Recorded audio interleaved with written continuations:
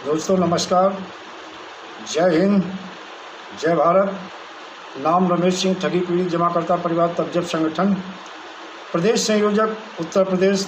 दोस्तों आप लोगों के बीच में आज फिर कुछ नई जानकारी और कुछ लोगों के जो क्वेश्चन होते हैं, देखा जाए आज की डेट में चाहे कंपनी कोई भी हो, और हमारे हिंदुस्तान में हमेशा एक चीज़ हम बोलते हैं, हमारे हिंदुस्तान में अगर देखा जाए लगभग 20 करोड़ ठगी पीड़ित जमाकर्ता हैं विभिन्न कंपनियों के। और देखा जाए हिंदुस्तान में सबसे अधिक अगर पीड़ित जमाकर्ता किसी कंपनी में हैं तो दोस्तों वो सहारा इंडिया है। और सहारा इंडिया में देखा सन 2012 में एक ऑर्डर हुआ सुप्रीम कोर्ट में पीड़ित जमाकर्ताओं के भुगतान के लिए, लेकिन दोस्तों सुप्रीम कोर्ट के ऑर्डर के बाद में भी 7 दिन के पैरोल पे आया था सहारा श्री सुब्रत राय, महाठग चोर मक्कार, जो आज भी देखा जाए 7 दिन की पैरोल उसकी ख़त्म नहीं हुई है। और जितनी भी कंपनी है, चाहे वो सहारा इंडिया हो, चाहे पल्स हो, चाहे वो साईं प्रकाश हो, चाहे साईं प्रसाद हो, चाहे Shri Ram real estate and business solution हो, चाहे कोई कंपनी हो, और दोस्तों देखा जाए ये जितने भी ठग हैं इन कंपनियों के वहाँ लुटेरे हो, चाहे सुब्रत राय हो, चाहे मितेश अग्रवाल हो, चाहे पुष्पेंद्र सिंह बघेल हो, चाहे कोई ठगनी हो पुष्पांजलि बघेल हो, और चाहे वो भंगू जी निर्मल भंगू हो। अभी एक और कंपनी की जानकारी मिली है, एक कंपनी थी home group of companies, home group of companies के नाम से चल रही थी। और एक सुल्तानपुर के एक भाई जी हैं जिन्होंने बताया कि हमारे ज़िले में नहीं बल्कि पूरे प्रदेश और हिंदुस्तान में इस कंपनी ने काफ़ी ठगी किया है और पीड़ित लोगों को। और अक्सर ये कंपनियां, एक चीज़ जान लीजिएगा, ये ग्रामीण क्षेत्रों में गरीबों को ही टारगेट बनाती, और इन कंपनियों में पैसा जमा कोई करोड़पति अरबपति लखपति नहीं करता है।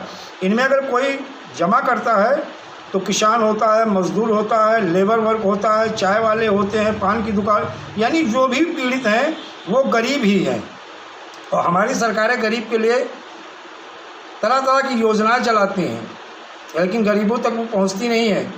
और गरीबों का लूटने के लिए इन महाठग बेईमान, जो इनके अपने ही सरकार के अपने लोग होते हैं, जिनको सरकार का संरक्षण प्राप्त होता है, ये इनके अपने लोग तरह तरह की लुभावनी स्कीम चला करके गरीबों को टारगेट करते हैं। और इस कंपनी की मैं बात करता हूं, जो ये होम ग्रुप ऑफ कंपनीज थी, इसके एक ग्रुप थे जैसे home multi state purpose cooperative society, दूसरा था होम रिसोर्सेस लिमिटेड, तीसरा था होम लाइफ प्राइवेट लिमिटेड, चौथा था होम मैन काइंड फाउंडेशन, और पांचवा था HBF लिमिटेड। इस तरह से इस कंपनी ने जो है अपना ग्रुप ऑफ कंपनीज जिसने बनाई, होम ग्रुप ऑफ कंपनीज के नाम से बनाया, और बहुत सारे गरीबों को टारगेट किया और बहुत सारे लोगों को दर्द दिया। तो दोस्तों एक चीज़ मैं अक्सर कहता हूं और बोलता हूं, कहते हैं सर मैं फला न्यायालय में लड़ रहा हूं, फला न्यायालय से ऑर्डर आ गया है, अब इसके आगे क्या होगा।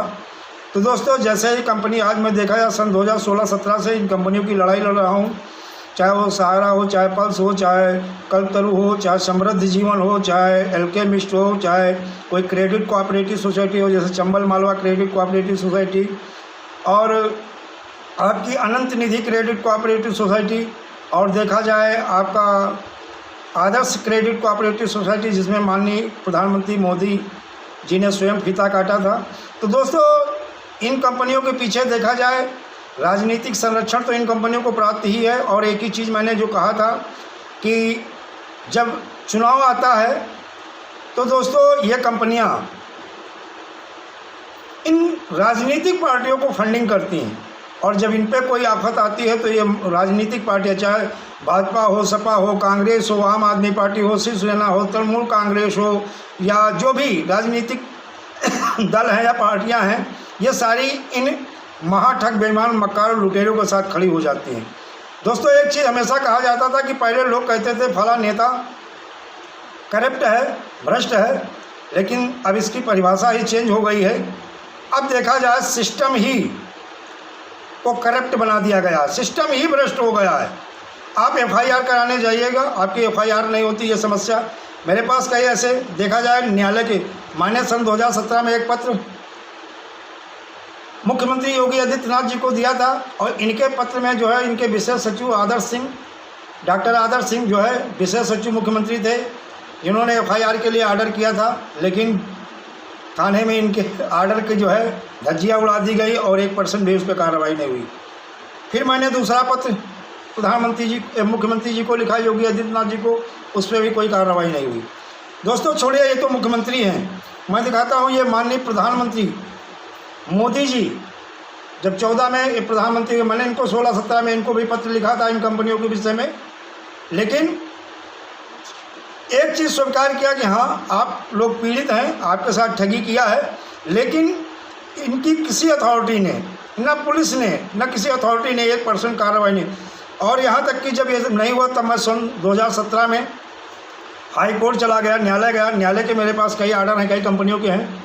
Shri Ram real estate and business solution limited का भी है, साई प्रकाश प्रॉपर्टी डेवलपमेंट लिमिटेड के कई आर्डर हैं, कंटेम्प्ट के भी आर्डर हैं, और हाई कोर्ट के आर्डर पे भी जो सरकार की अथॉरिटी है, चाहे वो कलेक्टर हो, चाहे मंडला आयुक्त हो, चाहे पुलिस कमिश्नर हो, चाहे पुलिस अधीक्षक हो, ये 1% कार्रवाई नहीं करते हैं। तो दोस्तों एक चीज़ है, ये नेता स्वयं नहीं चाहते हैं कि पीड़ित जमाकर्ताओं को पैसा मिले, और ये लड़ाई आपकी है, जंग आपकी है और इसे लड़ना आपको पड़ेगा।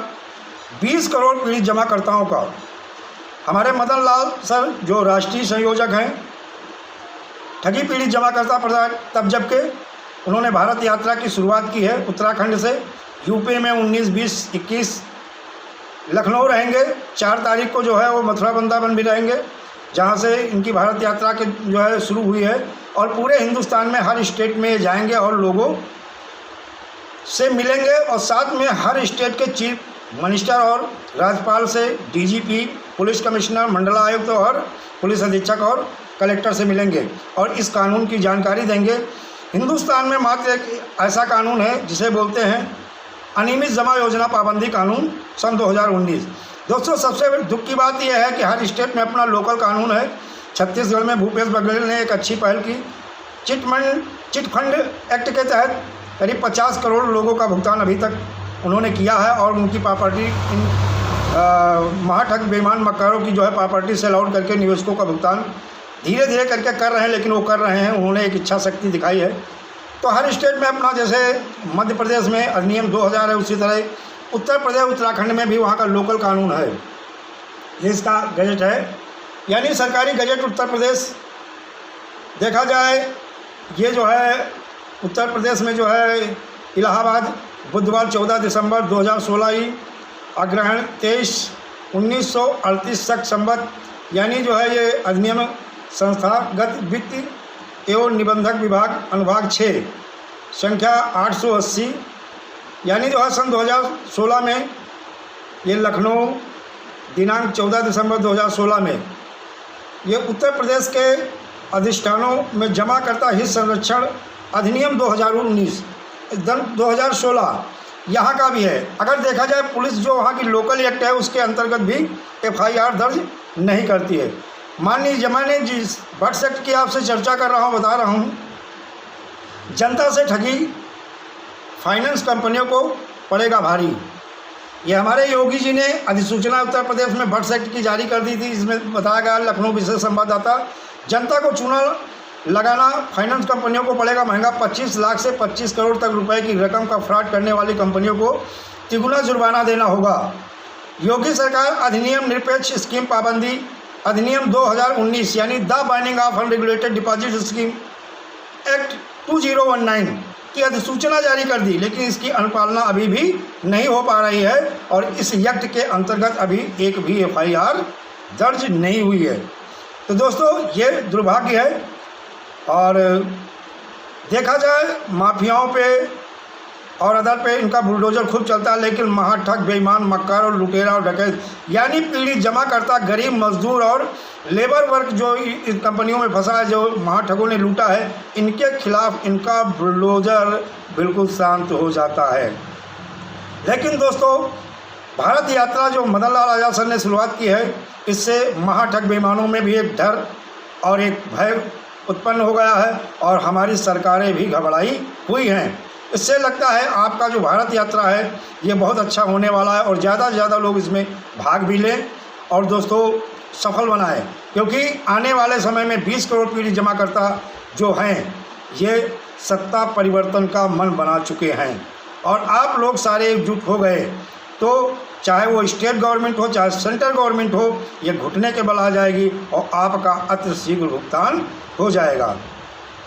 लंबी बात है किंतु बड़ी सरल और काम की। आपने पढ़ ली और मान ली तो आपको और आपके अपनों का भुगतान निश्चित हो जाएगा, सुनिश्चित हो जाएगा। मैं 3 साल से लगातार आप लोगों को एक बात समझाने की कोशिश कर रहा हूँ कि आपकी समस्या जो है उसका समाधान केवल अनियमित जमा योजना पाबंदी कानून सन 2019 ही है। जो कानून ये निहित, जब तक आप मिलकर इस कानून के क्रियान्वयन के लिए नहीं लड़ेंगे तब तक लाख सिर पटक लो, आपका भुगतान होने वाला नहीं है। सेबी या सहारा या बाइक बोर्ड, विश्वामित्र, साई प्रकाश, साई प्रसाद, श्री राम, समृद्ध जीवन, एल्केमिस्ट, आदर्श क्रेडिट कोऑपरेटिव सोसाइटी या कोई ग्रुप ऑफ कंपनीज का भुगतान इतनी आसानी से मिलने वाला नहीं है। सबके भुगतान का एक ही मार्ग है, एक ही कानून है, वर्ड्स एक्ट है, यानी the binding of unregulated deposit scheme act 2019 ही है। और बहुत संघर्ष के बाद मदन लाल आज़ाद सर ने बहुत सारा संघर्ष किया। बहुत संघर्ष के बाद में जो सेंट्रल गवर्नमेंट है इस कानून को पास किया और देखा जाए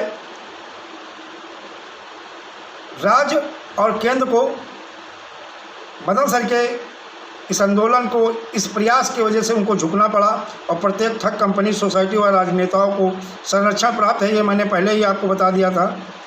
और तभी आप सब लोग कामयाब हो सकते हो जब इस एक्ट के अंतर्गत आप सारे लोग अपनी FIR दर्ज कराओगे, भुगतान का दावा, ज़्यादा से ज़्यादा प्रार्थना पत्र भेजोगे। कोई चीज़ असंभव नहीं है, सब संभव है। इसके लिए लंबे सतत बड़े राष्ट्रव्यापी संगठित आंदोलन की आवश्यकता है।